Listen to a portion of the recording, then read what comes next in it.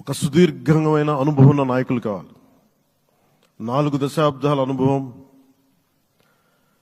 అభివృద్ధి మీద అపారమైన అవగాహన, పెట్టుబడులు తెచ్చే సమర్థత, ప్రతిభ,